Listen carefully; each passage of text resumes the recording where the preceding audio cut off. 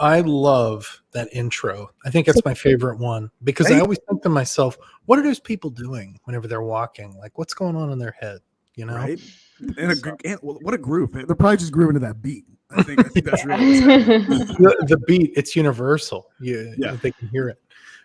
No, but welcome to Voice Spark Live again. Tomorrow is Global Accessibility Awareness Day, but we're celebrating today with Liam and also our special guest Charlie from Willow Tree, that is a co-worker of Emily's. So I'd like to welcome Charlie to the show. Charlie, tell us a little bit about yourself. Hi, thank you so much for having me. I'm Charlie. I work with Emily.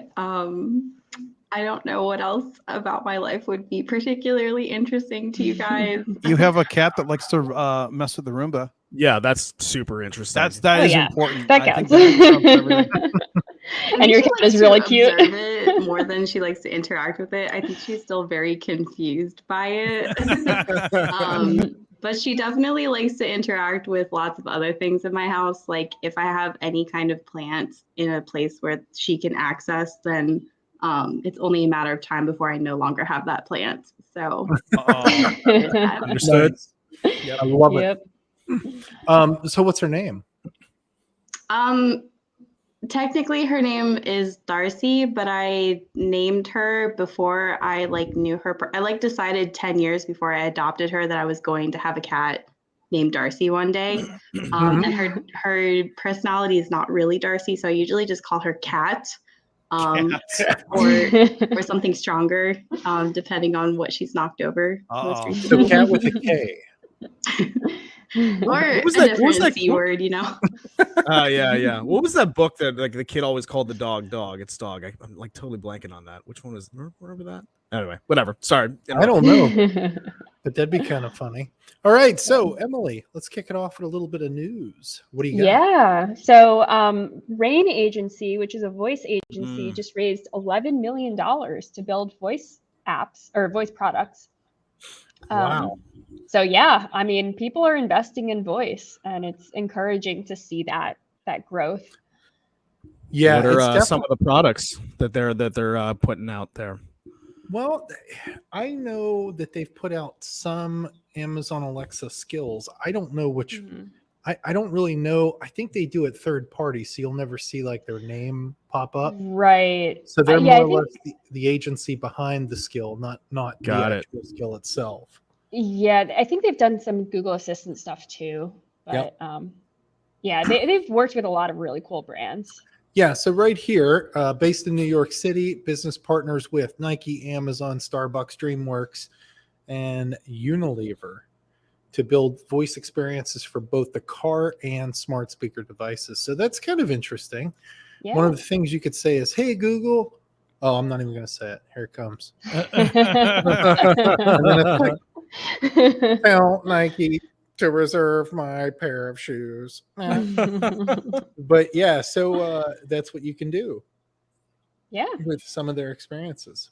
That's awesome. That's interesting. They're you said they do automotive. That'd probably give our friends at Houndify probably a run for their money. They have a good product. Yeah. So or they could be working with them, because a lot of times they just do tie-ins.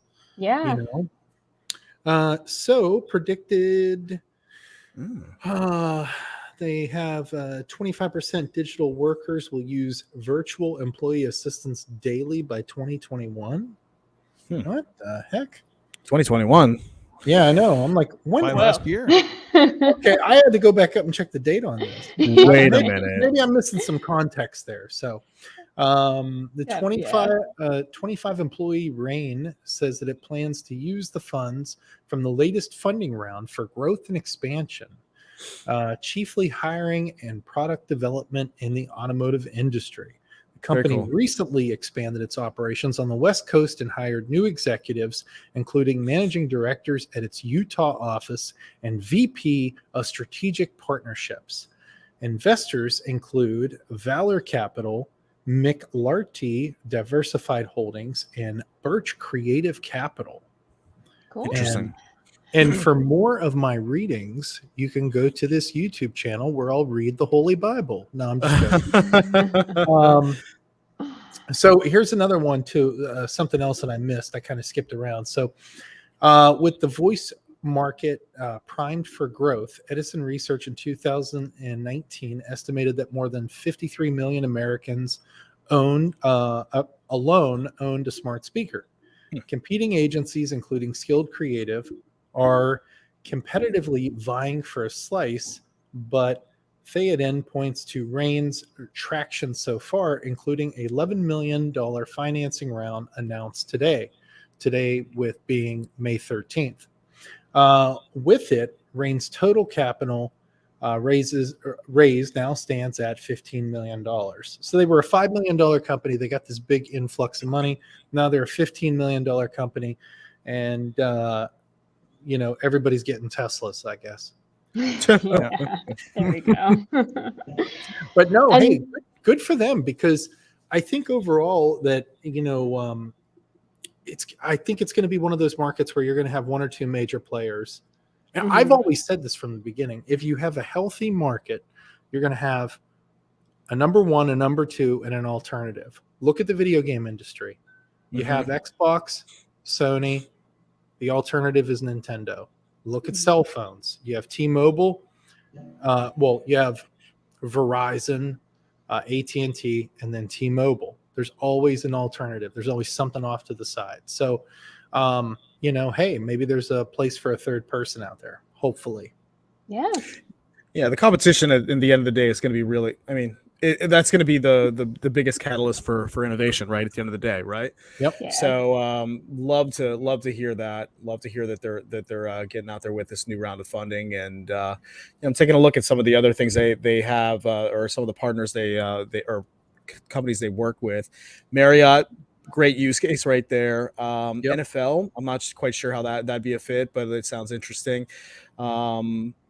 Look at some of the other ones. Chanel, interesting. I don't know how. Wynn Resorts, again in the hotel, where it's kind of an accessibility thing, I'm sure. So some really cool companies they work with. As well. Pretty cool. That's awesome. So let's move on to our next topic, which is Accessibility Awareness Day, Thursday, May 19th, 2022.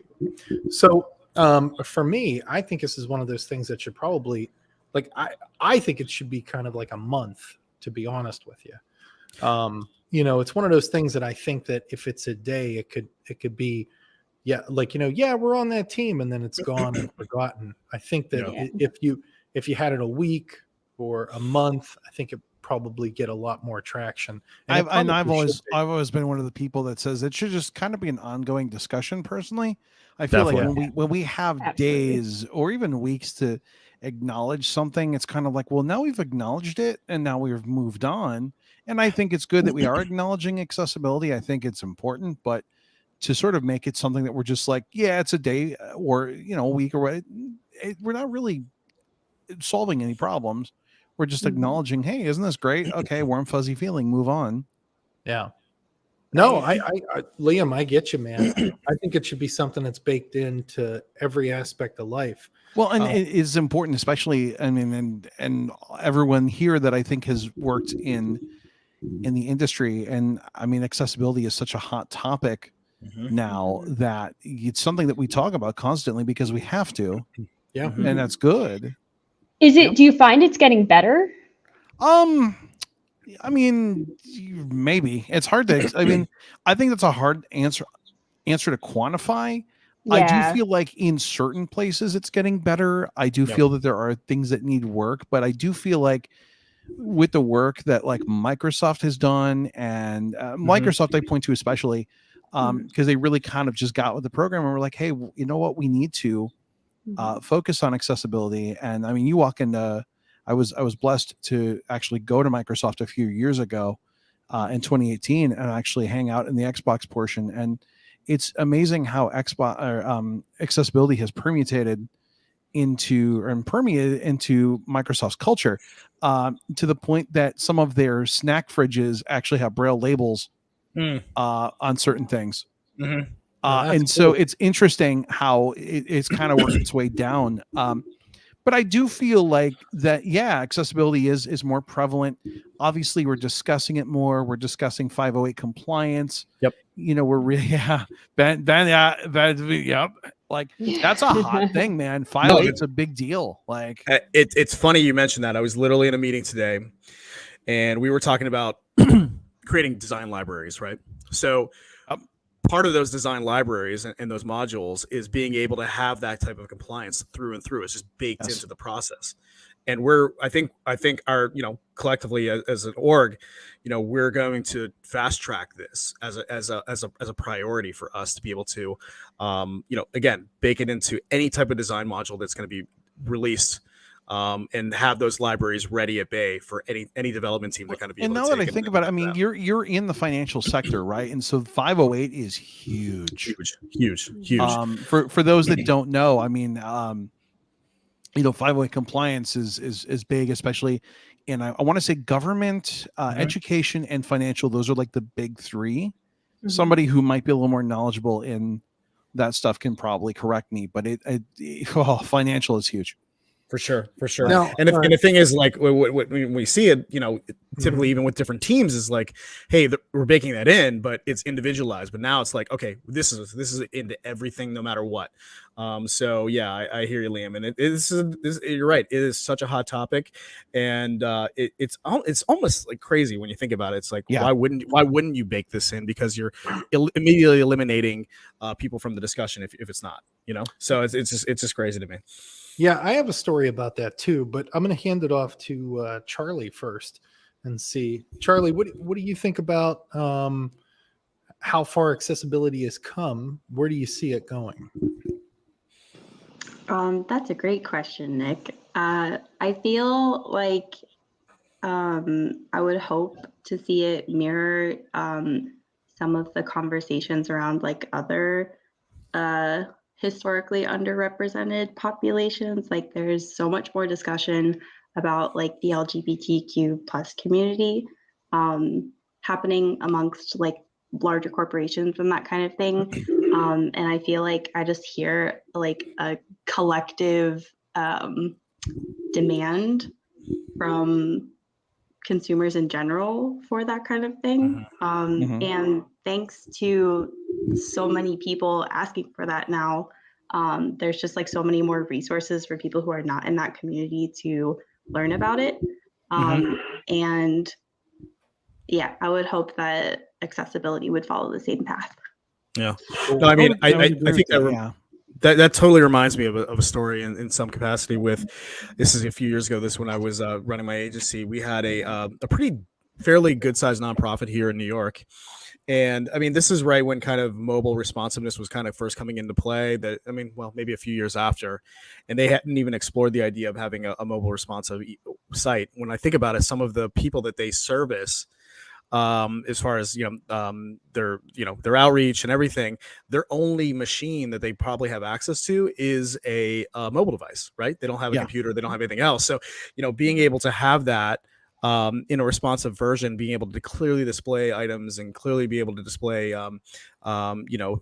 really important information, based off, and this is just economics at the end of the day. It's like, you have to kind of take that accountability for a multitude of different, people across the spectrum, and, build solutions that work for everybody, So yeah, no, that's a really good point that you made there, Charlie, and just being able to have that accessibility for everybody across the board is really important. Yeah. And so my story was this. We were at Project Voice, and I was talking with my CEO, and we were BSing about the mobile apps that we're putting out and everything. And we actually got a few complaints like, hey, your buttons don't have labels. Well, for the screen readers and for people who are using the accessibility features, whenever they hit a button, it would say button, and it would not say what that button was, even though visually it would be like, go left, go right, or whatever. Right. The actual programmatically, it was just saying button. So they couldn't pick up on it. They couldn't navigate through the games. They couldn't enjoy it. So we had to go back and fix that. We did. wasn't a big lift, but it's those little things that you forget about that could, alienate a good portion of society. When you look at the total population of visually impaired to blind people in America, it's something like 5 million people. Yeah, I believe it's I want to say 5 million, 4 to 5. There's been some studies done, but yeah, it's a large, subset of people. And one of the great things now for developers is that if you follow guidelines, especially on like the iOS side, if you follow the guidelines that are set out, you're going to have an app that's accessible. There are guidelines in place. There are, for those that use Xcode, you've got inspectors, you've got these tools now that will help you. And so it's like, really, I mean, I don't think there are very many reasons as to why something shouldn't work. Do you have any specific tools that you recommend people use or that you use yourself? So honestly, I think the best tool that somebody can use is actually having someone that knows how to do it actually audit. The thing is, there's all these tools and there's all these things that will be like, we'll scan for this, we'll scan for this, we'll do compliance. But really, honestly, and I'm not even trying to sell anyone or anything, but listen, at the end of the day, you need to have somebody that can audit your stuff, come through and actually audit your stuff, because that's what they do. That's what their thing is. An automated tool is only going to do so much. Also, overlays are completely unacceptable. And are actually causing more problems now. And Ben, you've probably heard of all the overlays, right? Yeah. Stick our overlay in and you'll add accessibility. Listen, let me tell you what's happening. All these people that are running overlays are getting sued. And the lawsuits are going in favor of the plaintiff. And so what's ending up having to happen is now all of these people are having to rewrite all their stuff and bring in all these consultants, when if you had just done it from the beginning, you would not have these problems. I mean, it's like a best practices almost, like being able to put that in place. Like, okay, great, I'm adding an image, there's the metadata for it, here's the alt tag, like give just, if you're doing it, just do it. I've tried my best here with the VoiceSpark guys. I feel like I've done okay, but probably not the greatest, but on our website. But it's one of those things where you at least have to, you got to put the effort in to be able to do now, it right. I mean, like I said, I think where we are before where we were is now we have a lot of information as to like, these are the best practices. If you're doing, JavaScript, these are the things you need. I'm not as knowledgeable as I should be. I'm actually taking courses in 508 compliancy and looking at maybe doing that as a career. But like ultimately, you've got to have pardon the pun for a moment, you have to have eyes on it. You really do. I think that there is nothing. I think it's nice that like someone has made tools that will scan. And I mean, there are some good tools out there, but really even the people that make them will tell you, as long as they're above board, they'll say, listen, there is nothing like having an actual auditor come in and audit. Yep. Right. Do you have like a biggest pet peeve with accessibility? I think my biggest pet peeve is that when you, and actually I do understand this, but when you go to a company and you go, hey, listen, your stuff isn't accessible, here's how you can improve it. And they go, yeah, that's cool. Whatever. Yeah. And it's like, listen, I think everything should be accessible to as many people as possible. And invariably, like I've had pretty good success. Like if I can come to somebody and be like, listen, here's what I found, this is what could be improved, and I can give you a list of things, like it's a lot better than just going, hey, it doesn't work, fix it. Because that doesn't help anyone, right? Like, you ever have someone call, like, hey, listen, this thing isn't working, fix it. And you're like, well, what's not working? I don't know, it just doesn't work. Well, that doesn't tell anyone anything, but like, it's a great skit online for this forever. I always bring it up. It's like website or web guy versus sales dude, and the sales dude just calls web guy and he's like, hey, it's Chip.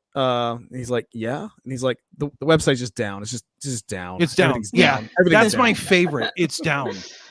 So I worked for 8 years. I did like custom software for a corporation, and like I wrote all of their internal stuff, and that used to drive me insane. Hey, Liam, this isn't working. Okay, well, what's not working? Well, it just doesn't work. And I'm like, all right, well, I need to specifically know it's not working. Yeah. Well, it's just I run it and it's not working. And I'm like, okay, listen, I need we need to follow the 5 steps of reporting here. I need to know what you're doing, why, what you expect to happen, what is actually happen, how to reproduce it. Yeah, what OS are you on? What browser are you using? All these things, But all I these forget variables. There's a terminology for that, and someone's going to know it better than I. But when you write a bug report, there's you write the 5 things, and it's what you were doing, what you expected to happen, what actually happened, what I don't know. I filled out enough of these. I should know the nomenclature. I know, but you know what I'm talking about, right? Because there's nothing worse than it did not work. Okay. Yeah. So, but yeah, that's that. I mean, just again, it's sort of going off on a tangent. That was my biggest thing. Was it does not help me if you go, it doesn't work. Yeah. I need to know what's not working. Right. By the way, I highly recommend that YouTube clip. I want to watch that because I'm sure I've lived that. It is just too funny. It is too funny. The only other thing I lived, a 20-second digression, but Emily will appreciate it at least, is Rob Peravonian did an amazing skit on Paco Bell's canon and how, as a cellist, it was the worst thing in the universe to play. Yeah. That is kind of accurate. Yes. It's just 8 notes for 20 minutes. Yep. Yeah. Everyone else gets the fun stuff. Hey, that's right. Did anybody see Did anybody see the new Bill and Ted? Bill and Ted. Oh 3? no, I totally missed Ted? it. I totally missed that one. Yeah, was it good? Is it? Oh yeah. What is it like? Dude, Bill and Ted's Excellent Retirement it's Adventure. funny. I mean, what would Retirement Adventure? Exactly, but it's awesome, and it plays nothing but fan favor for 2 hours or 90 minutes. That's great. Oh, might have to see this. So anyhow, in the movie, they all get on Death because Death played a 45-minute bass solo. What? And that was one of the reasons why he was kicked out of the band, because he had a 45-minute bass solo. Now, how funny is that? Could you imagine? But it's kind of hard that Wild Stallion, the 2 leads in Wild Stallion, will let him play out that long. I don't know. Oh, and he tried suing them because he said that he was Wild Stallion, and there's no Wild Stallions without him. But Wild Stallion was a band before him, so it's funny. They had everybody reprise their roles. Even George Carlin's in it, and they worked that one out. Yeah, it was just like a real quick throwback. It wasn't like he was in it, but it was I was gonna say, because that might be a little tricky, just a little. Man. But hey, that's why they call it movie magic, right? That's right. That's right. So I don't know. I may have missed the last couple minutes or so, but Charlie, have you had any experiences with accessibility? What is this subject near and dear to your heart? Is it something that revolves with your job role? What I know you picked today to come on the show. Is there some sort of connection? Well, it's Accessibility Week at Willow Tree. I don't think I can say that this is something that I have a ton of experience with. We don't really have at Willow Tree anybody who is dedicated to thinking about accessibility, and I think that's something that Emily and I have kind of tasked ourselves with, bringing more attention to. I just think that we're a digital product agency that works with really major companies, and I feel like this should be something that not just an entry to mid-level person is worrying about. This should be something that the entire organization is worrying about, or not worrying about, but but thinking about throughout the whole process. Yeah, you do. I will say accessibility does have to start from step 0. It's really one of the first things that you have to think about, because a lot of people will be like, well, we can just do accessibility later. And no, it really has to be in your design phase. Yeah. I worked with a company last year and helped them on some projects, and we kind of realized, well, gee, this is great that we're doing accessibility, but all the projects are different across the board, and now we're doing sort of an 11th hour fix. And so I kind of sat down and went, you know what you guys need to do is on your next set of projects, like you need to have a design document for accessibility so that everyone's singing out of the same hymn roll. Yeah, I think Emily and I are particularly familiar with 11th hour design decisions. Yeah. Being like, you should have done this 6 months ago. But you know what though, in the by no fault of our own, we all are just human. And I think that says a lot about the human condition, because even though you can have 10 people in the room and they make out these like wild checklists and everything, even going back to my old career in the Coast Guard, you're never going to think of everything, right? There's always going to be something that slips through the cracks. And it sucks. I mean, there were so many times whenever I would be playing like, and this is off topic, but I'm the off topic guy, Charlie. I come up with stuff that's like way out in left field. So I'd be playing like a video game and I'd be like, this doesn't make any sense. Like, why isn't this feature in there? And it's probably because somebody didn't think of it to put it in there. And it could be something that's kind of detrimental to the game, to where you only get 3 continues, or or this happens, or there's no pause or save or some BS like that. But it just, it's that whole process of getting people together, talking it out, and seeing how these features will affect the overall project. Yeah, and it's funny getting feedback too, and like testing, and it's the whole, you just have to integrate it into the entire process from the beginning. And diverse feedback, and I also people have to be included.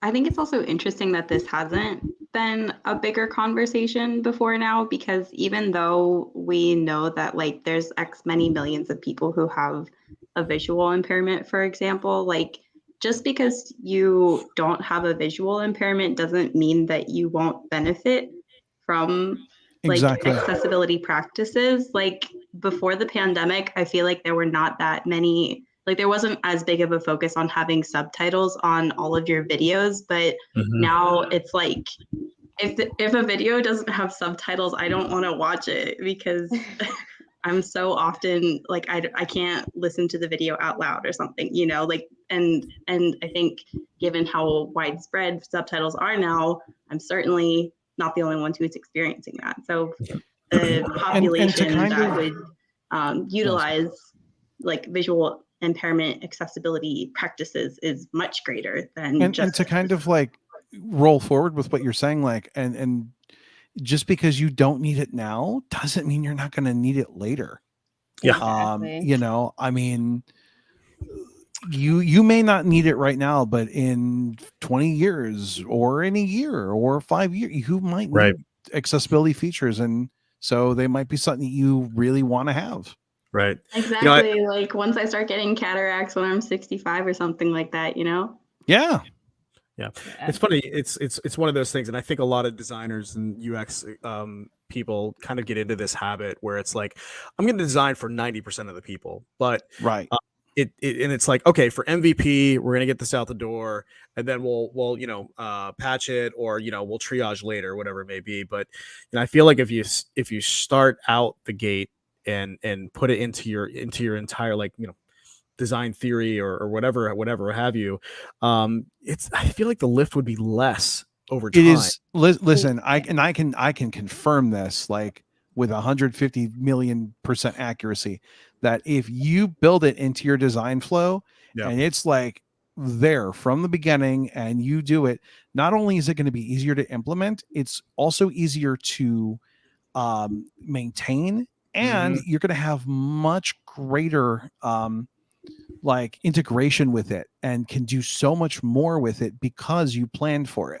Yeah, no, that and totally it's just makes one of those sense. things, like, people don't realize that. They're like, well, no, we'll just retrofit this, and it's like, no, you won't, because it'll be so ridiculous to do that you're going to bail on it.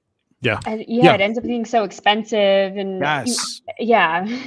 How much technical debt do companies as a whole inherit from this? It's and also the liability portion to it as well. You know, it's just like just bake it in, guys. That's what we're saying. Just bake it And into then the you process. end up reaching a wider audience anyway. Exactly. Right. And then you reach a whole nother group that you didn't realize you could reach, and then everyone wins. Yeah, Yep. exactly. Everyone makes more money. The thing is accessibility is not financially sexy. It's not something that makes you millions and millions of dollars. Mm-hmm. But it can, the funny thing is it can cost you a lot of money depending on what industry you're in. So it's like, it really is just something to like spend the time on it now and you won't have to worry about it later. For sure. Well, it's that snowball effect, right?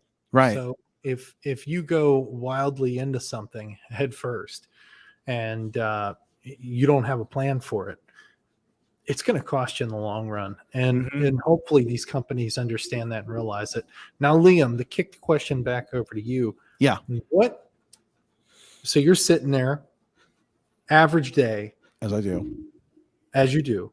What sort of accessibility things do you use to make your life simpler? Oh my gosh. What if you were given somebody some tips? Like, hey man, you need to do XYZ. What would that be?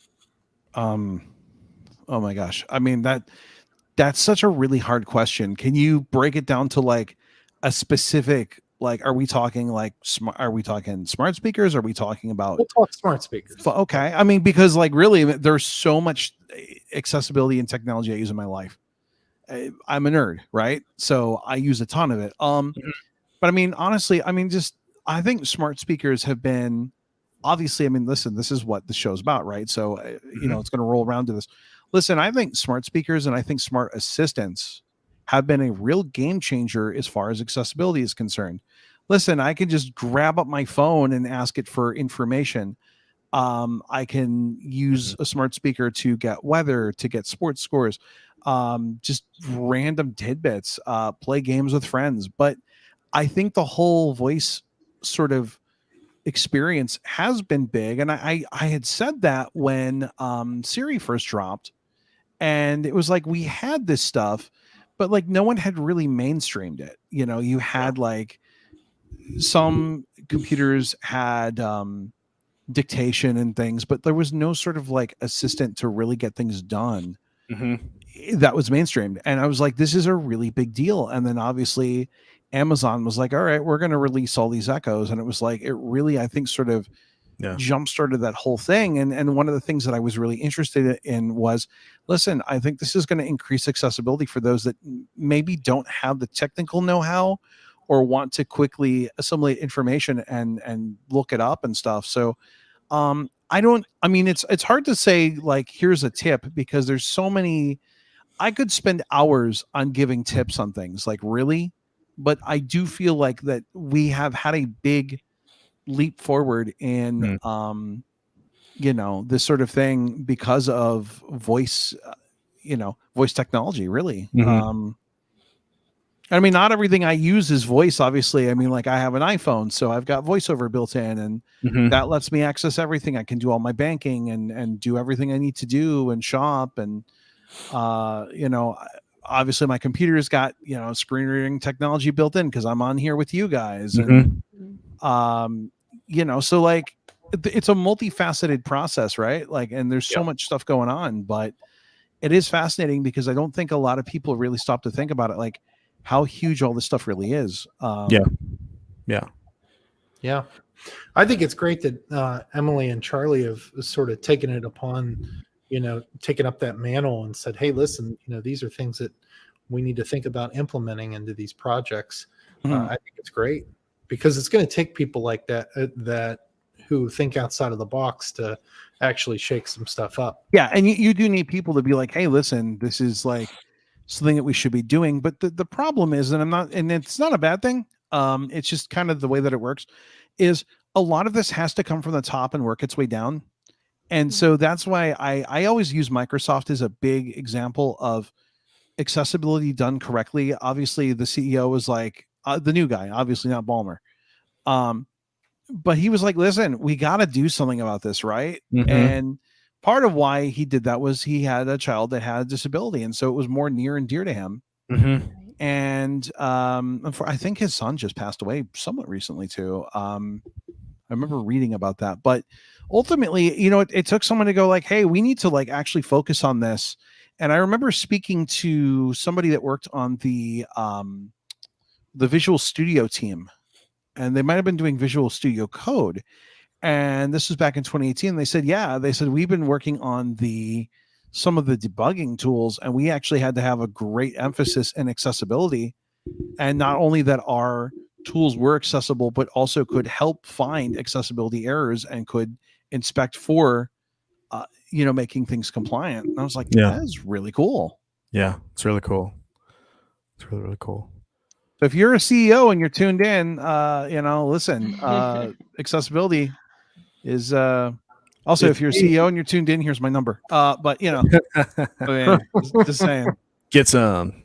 PayPal in the comments. Are there any things currently that you want access to but can't because of accessibility barriers? Yeah. Oh man. Like if you were king for a day, Lamb, what are you going to do? Okay. Listen, my big thing has always been equal access to gaming. That's always been my big. I'm a gamer.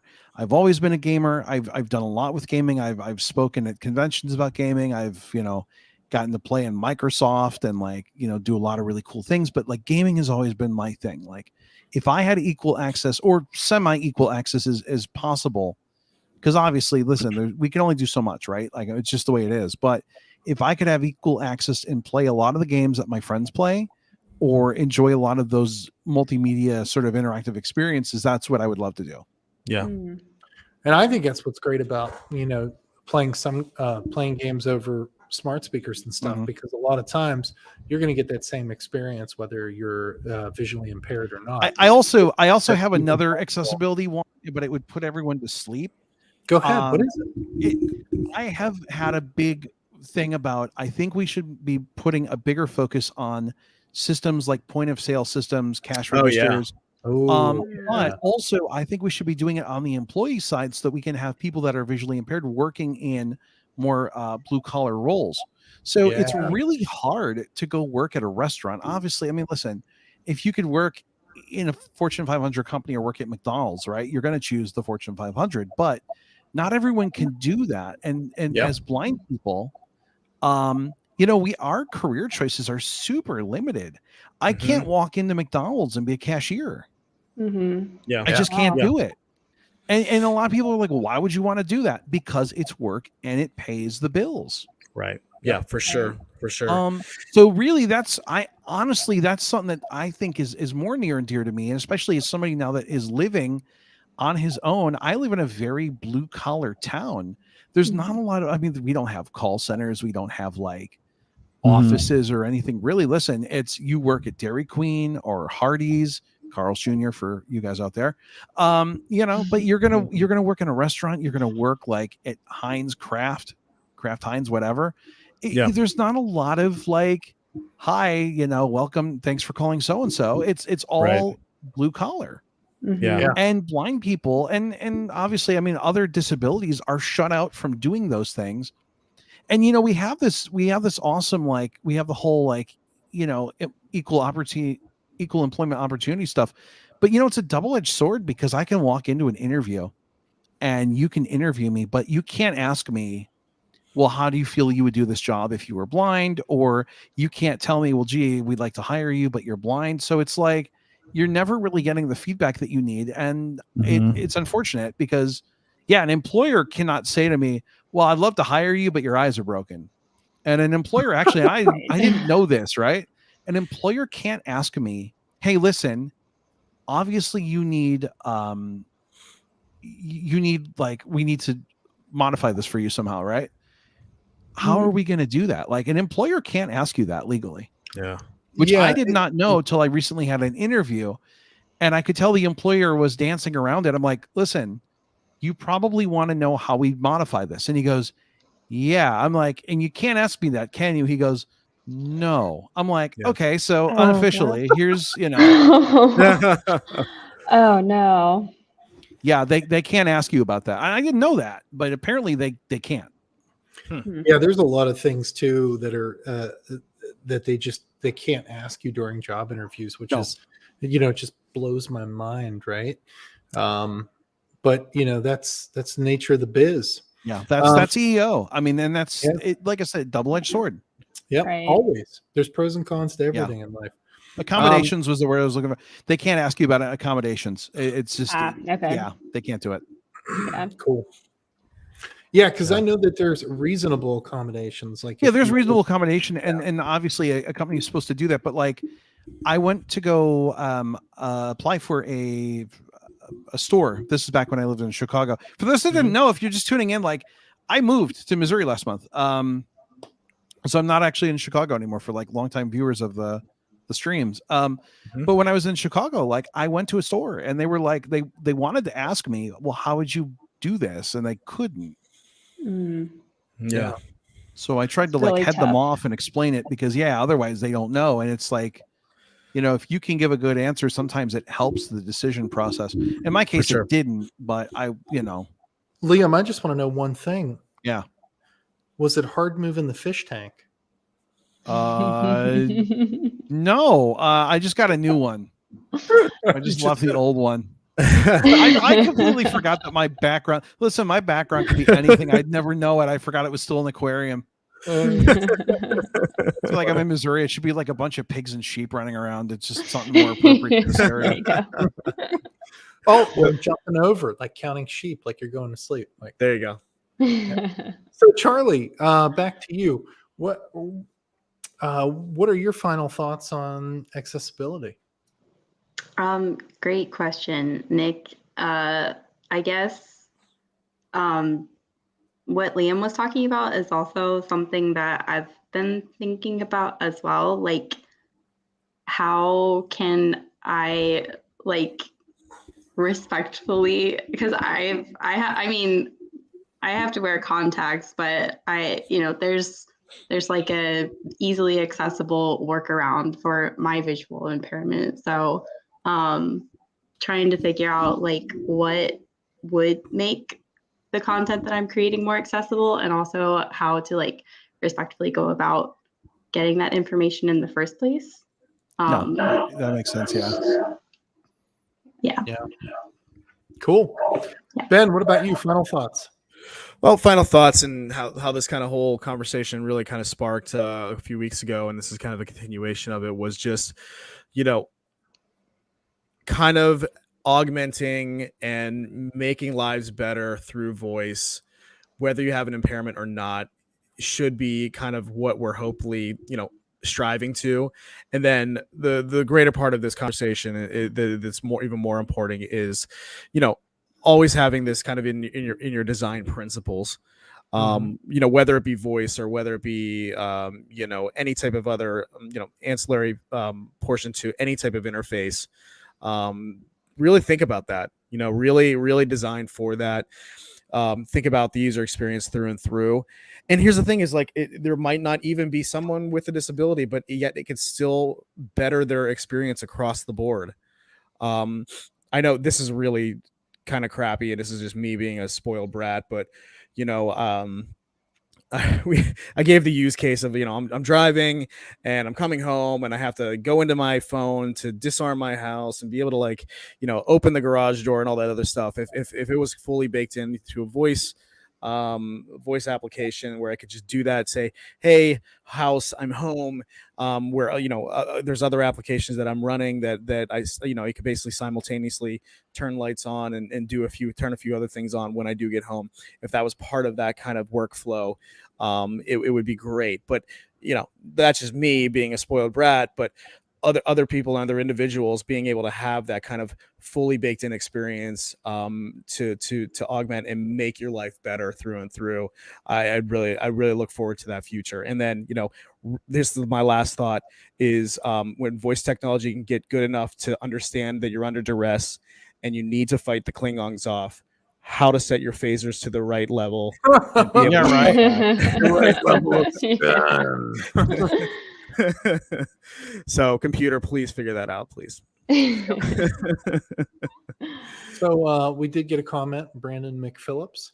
kind of think we need to put some AI into accessibility. It might help people understand how hard it is for us. That's a great comment. Yeah, maybe. Maybe. AI is hard. Yeah. You know, AI, and especially getting it to do exactly what you want it to do is hard. Phasers, but duress. there definitely, there definitely is a use for AI, and I mean we've seen it in some use cases for accessibility, but that's a whole nother time. I could probably, like, honestly, I could probably do a whole podcast on just like what accessibility is for blind people, and I could probably just wax poetic on that for a couple hours. Let's Dude, that let's would follow be- up on that. Let's Yeah, make yeah. let's do a I would part love 2 to do this. that. Let's Just do a take part the 2. channel and run with it, Liam. Can we? Yeah. Will we have Charlie and her cat too? Maybe. Yeah. If she wants to come along. You're invite welcome her. to join. I can make it happen. I'll drag her out from her napping place next time. And the Roomba. Where's her favorite napping spot? Recently she's just really liked being on the guest bed. She just kind of like splays out and takes up somehow the entire mattress. My cat, when I lived at home, like the cat loved my window because I had all the birds in the backyard. So I used to go sit in the window, and then like if the window was closed, she'd come bother me till I would open it so she could go sit in it and look at the birds. Yeah, actually, I can't believe I didn't know this, but there's cat TV on YouTube. There's like 8 to 12 hour long videos. They have Oh, cat like, TV now? Yeah, Yeah, I TV. didn't know either. And when she like is smart enough to understand that the TV is being turned on now, and so if a video of a bird or squirrel does not appear fast enough, she turns around and yells at me. Very disrespectful. You know what that reminds me of? Demanding. You know what that reminds me of? That scene in Scrooged where Robert Mitchum shows up and he's like, cats, dogs, they're going to be watching Oh my commercials. gosh.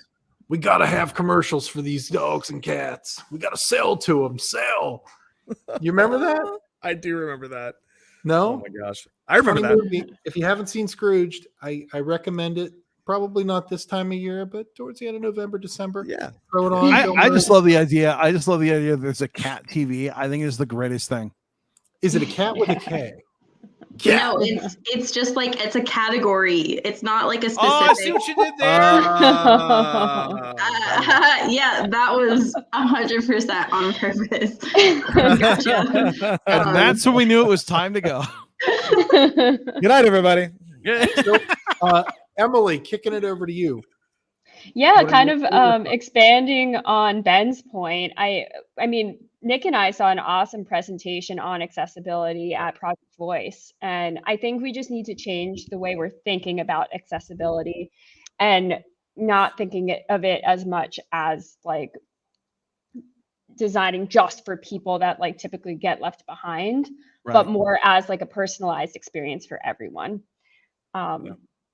So yeah, I hope we can make a difference and at least get people thinking about it and starting to talk about it. Definitely. All right. So we're almost at the 50-minute mark. That is going to do it for us tonight, folks. One last thing. Go ahead, Ben. And we brought up Rain at the top of the program. Shout out to Mark Tucker, one of our very first guests here on Voice Spark Live. Want to say, hey, what's up? That's it. I think that's all I got. Nice. And that's about it. Thank you. Have a good night. Everybody. Thank you. Good night. Hold on a sec. Got to see my